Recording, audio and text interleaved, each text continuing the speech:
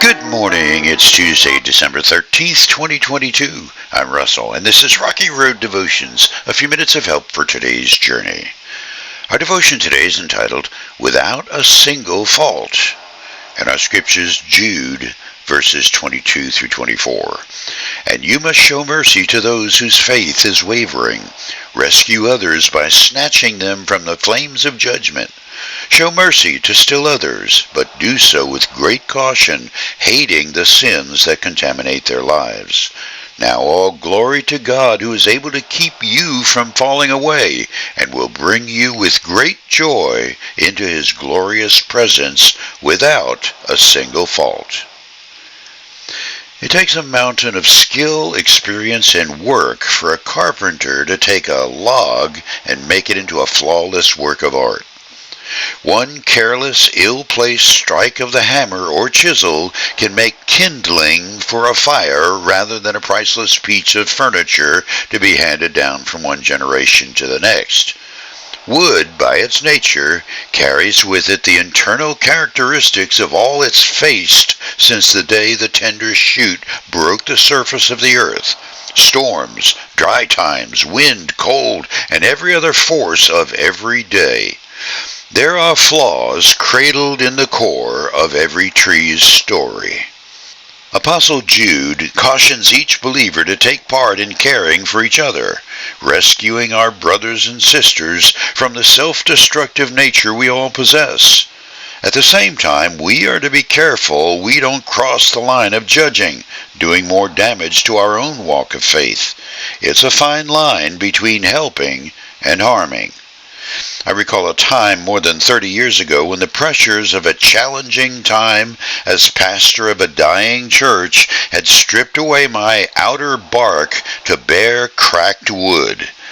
Internal power struggles were destroying what was left of that church. I began to realize I was losing hope. I spent more hours weeping in my study than preparing for Sunday worship.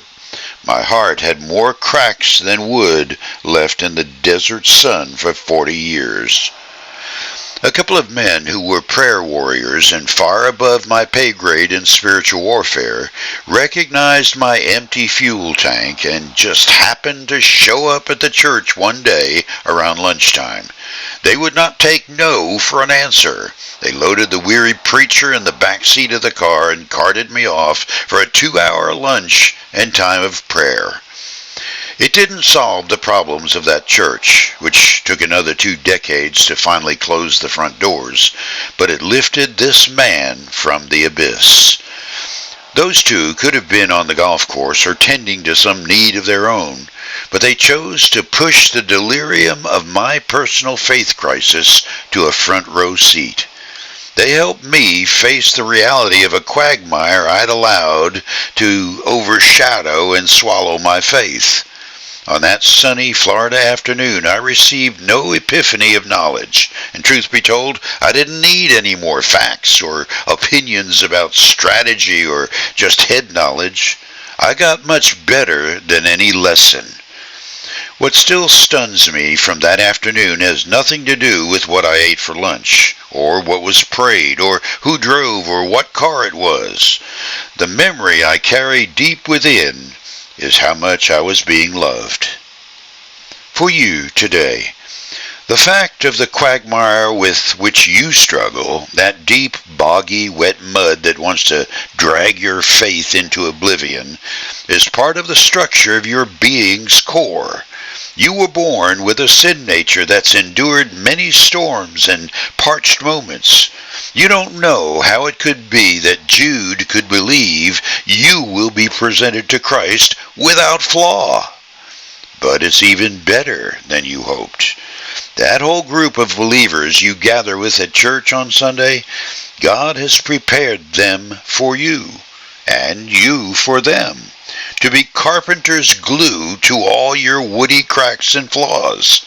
He's building a masterpiece of an heirloom out of your life. You are loved by him through them.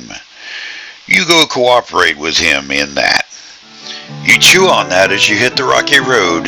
Have a blessed day.